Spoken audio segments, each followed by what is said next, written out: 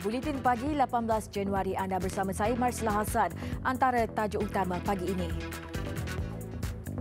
Amalan demokrasi dalam pemerintahan bawa keamanan dan kestabilan sesebuah negara. Hasrat sepasang suami isteri jalani rawatan tradisional berakhir dengan tragedi.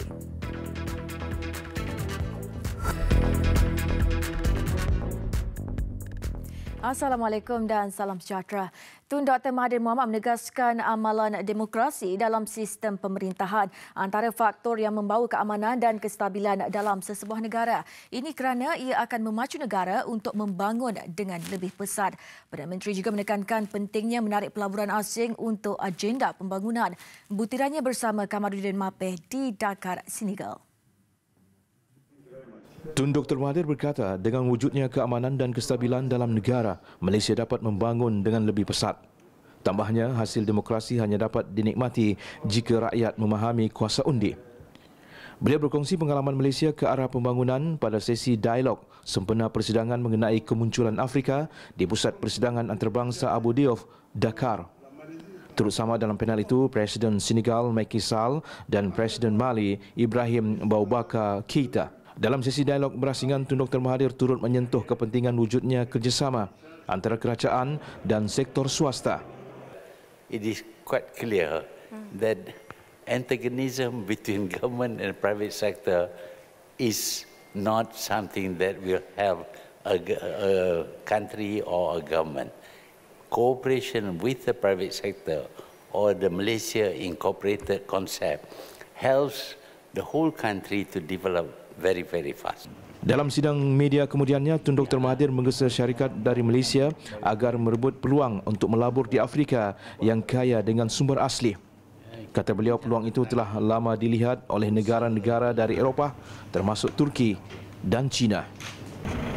Untuk mempercepatkan proses kemajuan sesebuah negara, Tun Dr. Mahathir turut menasihatkan negara-negara Afrika agar memilih negara yang sesuai sebagai contoh. Sebagaimana Malaysia telah mengamalkan dasar pandang ke timur yang memilih negara seperti Jepun dan Korea dalam proses pembangunan negara. Kamaruddin Mapeh, Dakar, Senegal. Hasrat sepasang suami isteri untuk menjalani rawatan tradisional berakhir dengan tragedi apabila mereka diserang menggunakan parang oleh lelaki yang merawat mereka. Ketua Polis Daerah Kluang, Asisten Komisioner Muhammad Abdul Ismail berkata, kejadian berlaku kira-kira jam 10.30 pagi semalam di Taman Kiara Mas 2 di Kluang, Johor. Ketika pasangan berkenaan didatangi suspek yang mahu merawat isteri mangsa yang dikatakan mengalami penyakit misteri. Ketika kejadian, suspek lelaki berusia 25 tahun seolah-olah dirasuk ketika menjalankan upacara rawatan tradisional sebelum membunuh diri dengan menikam badannya sendiri. Mangsa seorang pesara berusia 47 tahun dan isterinya 41 tahun mengalami cedera ringan akibat dilibas dengan parang. Ketika pihak polis tiba di lokasi, suspek didapati sudah meninggal dunia dalam sebuah bilik dengan kesentikaman di dada serta perut. Sebilah keris panjang turut ditemui di belakang badan suspek. Hasil siasatan awam dapati suspek yang bekerja sebagai kerani di sebuah institusi kewangan adalah adik angkat kepada mangsa yang tinggal di Taman Sri Impian. Semakan rekod jenayah lampau, pasangan suami isteri dan suspek mendapati mereka tiada sebarang rekod jenayah. Saya kebetulan ada ambulans datang depan rumah saya. Mungkin dia cari alamat tak tahu. Jadi dia keluar. Jadi bila keluar, kebetulan saya pun nak keluar. Jadi saya pergi arah tempat tu. Saya nampak sebiji kereta polis dan ambulans, kan? Jadi saya pun berhenti dan sama-sama membantulah, ya. Jadi pada kejadian tersebut baru saja terjadi, saya masih ada lagi di kawasan tersebut, kan? Nampaklah polis pihak kesihatan membungkus badan mangsa tersebut. Dan tak lama si mangsa tadi masuk ke dalam ambulans dan tak lama isteri juga. Saya nampaklah muka isteri tadi lebam. Mayat dibawa ke Hospital Encik Besar Hajah Kalsum, Kluang untuk proses bedah siasat. Kedua-dua mangsa turut dibawa ke hospital sama untuk rawatan lanjut. Polis kini masih menunggu laporan bedah siasat bagi menentukan punca sebenar kematian suspek. Kes disiasat di bawah Seksyen 307 dan Seksyen 309 Kanun Keseksaan. Polis menahan 5 individu termasuk pasangan suami isteri dipercayai anggota kumpulan kongsi gelap dan merampas dadah jenis syabu bernilai kira-kira RM200,000 14 Januari lalu. Semua suspek diberkas kira-kira pukul 7.05 malam ketika sedang menunggu pelanggan di tempat letak kereta di Jalan Tambi Abdullah Auf, Brickfields, Ibu Negara. Jumlah rampasan dadah jenis metafetamin tersebut dipercayai boleh dibekalkan kepada lebih kurang 8,000 orang pengguna dadah user, iaitu di sekitar Brickfield, dalam 8,000 orang lah dia boleh supply. Mereka ni dapat dari Bukit Tinggi Pahang, mereka ni mengedar lah. Beliau berkata demikian pada sidang media di Ibu Pejabat Polis Kontijen Kuala Lumpur semalam. Semua suspek, 4 lelaki dan seorang perempuan berusia di antara 20 hingga 37 tahun dipercayai aktif sejak 2 bulan lalu. Dalam serbuan itu, polis telah merampas syabu 4.048 kg ditemui pada bahagian bawah tempat duduk penumpang yang dinaiki oleh pasangan suami isteri itu bersama dengan 2 lagi lelaki lain.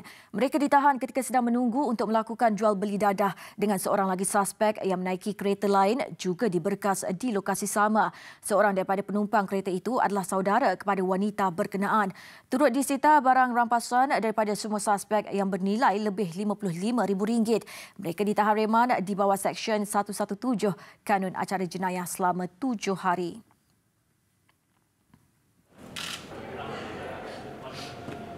Mahkamah Shah Alam menetapkan pagi ini bagi pengurusan kes inkuest untuk menentukan punca kematian anggota bomba Muhammad Adib Muhammad Kasim. Sesi inkuest dijangka akan bermula pada jam 9 pagi. Untuk itu, kita terus saja berlintas langsung bersama wartawan Siti Khadijah Jaafar di lokasi. Baik Khadijah, boleh perincikan perjalanan kes itu?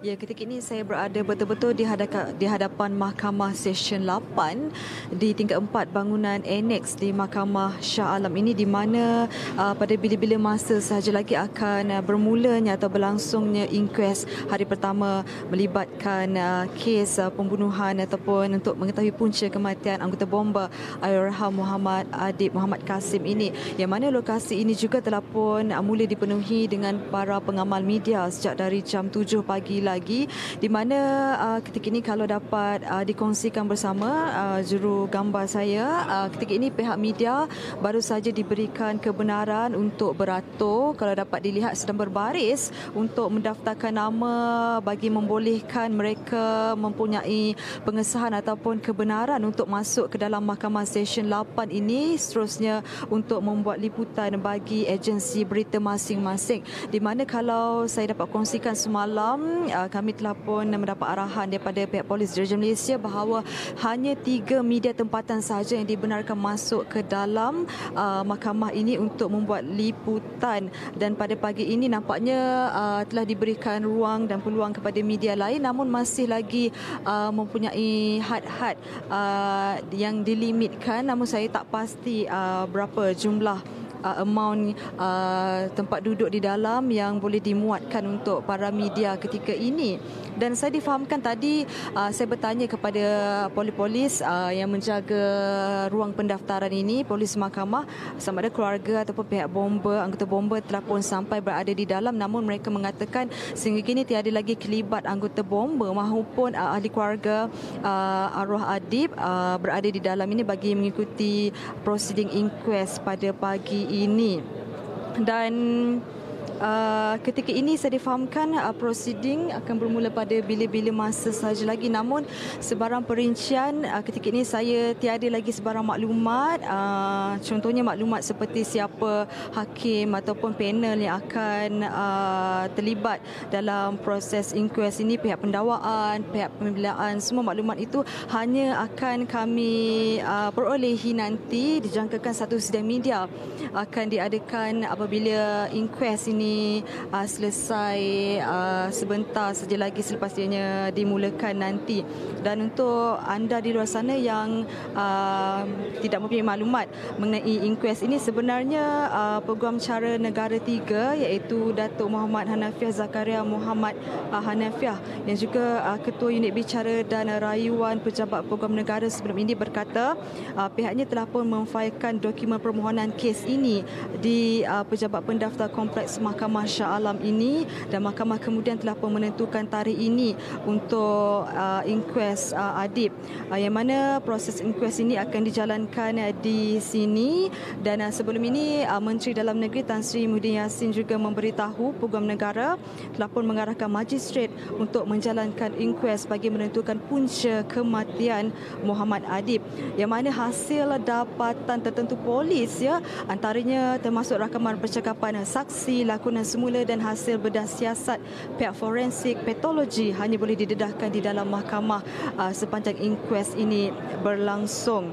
Dan Muhammad Adib berusia 24 tahun ini juga anggota bomber di unit EMRS Subang Jaya parah selepas diserang ataupun dipukul oleh perusuh dalam kejadian rusuhan di Kuil Sri Mahamariaman di USJ 25 Subang Jaya 27 November lalu, dan telah pun menghembuskan nafas terakhir pada 17 Disember tahun lalu di Institut Jantung Negara. Dan itu sahaja dulu perkongsian yang dapat saya kongsikan dengan anda. Kembali bergabung dengan rakan setugas di Sri Pentas. Selamat. Terima kasih Siti Khadijah. Kita beralih ke laporan seterusnya. Penduduk Kampung Baru Sungai Buloh melahirkan rasa tidak puas hati terhadap sebuah kilang pemprosesan produk berasaskan getah yang beroperasi berdekatan dengan kawasan perumahan mereka. Mereka mendakwa ia punca masalah bau busuk dan habuk di kawasan terbabit selain menyebabkan masalah pencemaran udara yang menjejaskan kesihatan penduduk. Dakwa penduduk beberapa kali pertemuan diadakan dengan pemilik kilang, namun maklum balas diterima mengecewakan. Sudah jumpa banyak kali. Itu dia cakap saya lepas hari raya mau pindah. Tapi tak pindah juga. Tak pindah.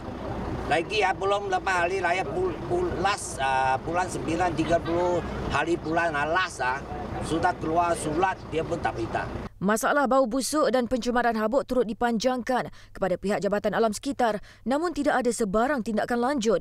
Kira-kira 100 penduduk di kampung berkenaan sudah tidak dapat bertahan dan berharap penyelesaian segera dilakukan pihak berwajib.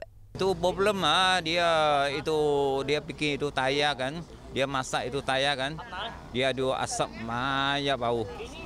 Itu kerang-kerang dia itu asap kan, itu lagi itu abuk macam banyak kotor. Dia bau itu kan dia tak tahan lah. Selalu dia ada itu macam apa itu air ke apakah langsung keluar lah hitung. Kucing lah, kalau nampak ada peren nampaknya dia putih punya kucing tapi dia peren hitam. Itu tikus tahu tak? Tikus pun boleh. Kita ada gambar dulu, ada gambar boleh, ada gambar. Semalam, Ahli Dewan Undangan Negeri Kota Damansara, Syatiti Mansur turun padang meninjau permasalahan yang dihadapi penduduk sejak 2 tahun lalu itu. Hasil pertemuan dengan pihak pengurusan kilang akhirnya membawa kabar gembira buat penduduk. Pihak kilang bersetuju untuk berpindah ke lokasi lain dalam masa terdekat. Saya pernah bincang dengan tu. InsyaAllah lah saya ingat. Saya akan bantu selesaikan masalah ini secepat mungkin. Tadi dia kata dia nak pindah. Saya kata itu berita gembira lah kepada penduduk. Memang nak pindah pun. Nampak tu kerjasama yang baik daripada pihak kilang. Nak pindah tu dah bagus. Isu yang kita nak tengok sekarang, berapa lama? Sejauh bila nak pindah tu? Buat sementara waktu, Majlis Bandaraya Shah Alam mengarahkan kilang terbabit menghadkan waktu operasi dari jam 8 pagi hingga 5 petang bagi menjamin ketenteraman penduduk sekitar. Sebuah keluarga di Kampung Lingkubang, Kota Belud, Sabah tidak menyangka kehidupan mereka akan berubah menjadi lebih baik dan selesa pada tahun ini. Menerusi projek Mesra Rakyat Tenaga Nasional Berhad TNB dan Sabah Electricity Seram Berhad SESP, sebuah rumah baru dibina buat sebuah keluarga supaya mereka tidak perlu lagi menumpang di rumah mertua. Raymond A. Careless, 46, tidak mempunyai pekerjaan tetap dan tidak mampu melakukan kerja berat kerana mengidap diabetes. Dia perlu menjalani hemodialisis 3 kali seminggu di Hospital Kota Belud sejak Ogos 2016. Lantaran itu, bapa kepada 4 anak ini, termasuk 2 yang masih bersekolah, terpaksa tinggal di rumah mertuanya. Menerusi projek Mesra Rakyat, iaitu sebahagian daripada tanggungjawab sosial korporat TNB dan SESB, dana RM50,000 disumbangkan untuk pembinaan rumah baru buat keluarga ini. Kerja pembinaan bermula November tahun lalu dan kini sudah siap sepenuhnya. Majlis penyerahan rumah kepada keluarga Raymond disempurnakan semalam oleh Pengurus Besar Kanan Pengurusan Aset SESB Nur Hizami Abu Hassan dan Setiausaha Politik kepada Menteri Pembangunan Luar Bandar Sabah Karli Lajimin. Turut disumbangkan barangan keperluan harian. Dengan ucapan yang tidak terungkap, terima kasih. Dengan keadaan seperti ini, kami hidup dalam satu keluarga, hidup keselesaan yang baik dan bersama-sama dengan anak-anak saya dan dapat belajar dengan baik. Setiap tahun, TNB membelanjakan lebih RM50 juta bagi melaksanakan inisiatif tanggungjawab sosial di seluruh negara. Di Sabah, program ini telah dilaksanakan di daerah Kota Marudu, Kota Belud, Tenom dan Sapulud dengan nilai keseluruhan bantuan rumah RM200,000. InsyaAllah kalau sekiranya ada peluang dan penambahan dari segi kota dan sebagainya akan dipanjangkan lagi ke daerah-daerah yang lain yang memerlukan. Kita mohon supaya pada masa akan datang bukan sahaja daripada TNB yang memberi program-program CSR seperti ini, saya percaya syarikat-syarikat gerasi yang ada di Sabah juga mampu memberi sumbangan seperti ini. Satu insiden membabitkan perkhidmatan monorail yang terkandas berlaku berdekatan stesen Bukit Nenas, Jalan Sultan Ismail di Ibu Negara malam tadi.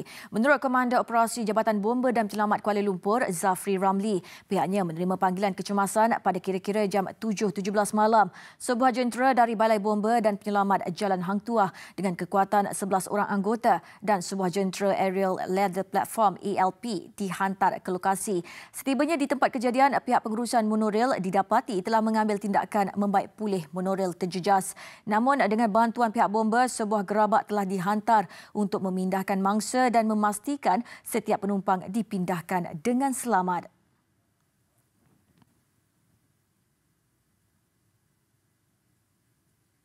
Semua 29 syarikat konsensi lebuhraya diminta mewajibkan semua pekerja dan kontraktor penyelenggaraan serta pembinaan lebuhraya untuk memiliki pasport keselamatan operasi lebuhraya EOSP.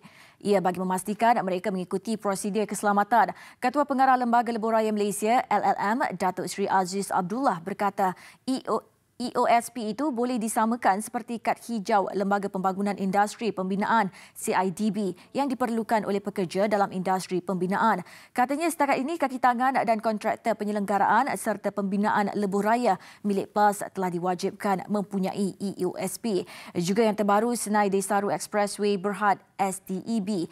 Pihaknya mensasarkan pekerja lebuhraya semua syarikat konsensi akan mempunyai EOSP dalam tempoh 3 tahun.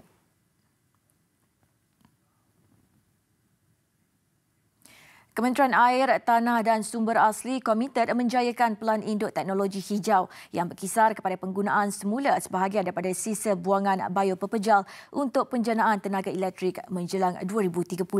Pelan induk berkenaan turut menekankan kaedah ke arah mengitar semula 1/3 dari air kumbahan yang dirawat untuk diguna semula. The technology is already here. Into generate electricity. You can generate electricity through biomass conversion. We can also generate electricity by the amount of water that is being flushed out of this system and the pressure from the water that flows into the river can be converted back into energy as well. Jelasnya, isu pengurusan loji wajar diberikan perhatian serius termasuk dalam hal membesarkan kapasiti dan menaik taraf loji yang pada akhirnya dapat memberi kemudahan dan kesejahteraan kepada pengguna. Menurut beliau, tanpa pengurusan air kumbahan yang baik dan sistematik, negara akan menghadapi situasi pencemaran bau dan kemungkinan penularan wabak penyakit. Ketika ini, terdapat lebih 7,000 loji rawatan kumbahan dan 101 loji rawatan kumbahan serantau di seluruh negara. Di Negeri Sembilan, terdapat 10 loji rawatan kumbahan serantau dan 461 unit loji rawatan kumbahan di mana jumlah semua loji itu mampu menguruskan air kumbahan untuk lebih 1.4 juta penduduk setara setiap hari di negeri berkenaan. Dr. Xavier berkata pembinaan infrastruktur tambahan loji berkenaan berikutan daripada keperluan mendesak bagi menampung aliran air kumbahan yang semakin meningkat berbanding kapasiti loji yang dibenarkan. Laporan sukan. Pasukan hoki wanita Terengganu TLHT pula melebarkan rentak kemenangan dengan menewaskan musuh tradisi Blue Warriors 3-2 pada aksi ketiga MWHL di Stadium Hoki Batu Buruk, Kuala Terengganu semalam. Pasukan hoki wanita Terengganu TLHT merupakan juara berganda 2017 berada di depan menerusi gol padang pemain import Rumashni Vavira seawal minit pertama. Tersentak dengan gol itu, Blue Warriors memperkemaskan serangan namun 2 pukulan sudut penalti yang diterima disia-siakan bekas penjaring terbanyak MWHL Fatin Naimazaki. Bekas pemain kebangsaan Nurbaini Hashim hampir menyamakan kedudukan untuk pasukan pelawat namun pukulan padunya berjaya ditolak keluar penjaga gol import TLHT bakal Vadim Glizal pada minit ke-16. Usaha berterusan Blue Warriors berhasil apabila pemain kebangsaan Nur Azim Sumantri berjaya menembusi gawang tuan rumah pada minit ke-36. Nurbaini meletakkan pelawat di hadapan menerusi gol kedua yang dilakukan secara gerakan padang pada minit ke-42. Kelebihan Blue Warriors itu tidak bertahan lama apabila pemain kebangsaan Wan Faiza Maksayuti menyamakan kedudukan untuk TLHT pada minit ke-50. Sebelum seorang lagi pemain kebangsaan Fatin Syafiqah Muhammad Syukri meledak gol ketiga pasukan menerusi jaringan padang mengubah kedudukan 3-2 pada minit ke-54 dan memastikan kemenangan memihak tuan rumah. Liga Hoki Malaysia 2019 saingan kategori wanita. Hujan lebat memaksa perlawanan antara PKS Unitan menentang KL Vipers ditamatkan lebih awal petang semalam berikutan keadaan gelanggang yang tidak sesuai untuk permainan diteruskan. Bermakna 3 mata penuh berjaya diraih PKS selepas keputusan 1-0 diambil kira memandangkan perlawanan ditamatkan sebaik selesai suku kedua. Belum ada kemenangan berjaya dilakar KL Vipers berbanding PKS Unitan yang sudah mengumpul 6 mata dari 3 perlawanan. Cabaran berjaya disajikan Vipers untuk memecah kebuntuan lebih awal. Namun beberapa peluang menerusi pukulan sudut penalti gagal disudahkan Vipers. Sebaliknya PKS yang dibarisi 8 pemain kebangsaan terlebih dahulu di depan. Gol hasil jaringan sudut penalti Hanis Anandiaon pada minit ke-13. Aksi sengit ditampilkan kedua-dua pasukan pada suku kedua sebelum keadaan cuaca mula merencat permainan. Berjaya menamatkan aksi 30 minit awal, perlawanan terpaksa dihentikan seketika sebelum pegawai teknikal perlawanan memutuskan ia terpaksa ditamatkan lebih awal. Kekecewaan buat Vipers namun semestinya berita gembira buat PKS yang berjaya meraih 3 mata berharga selepas keputusan 1-0 diambil kira. Sekian paparan Buletin Pagi. Terus ikuti Buletin TV3 di platform digital dan media sosial kami. Salam hormat dan Assalamualaikum.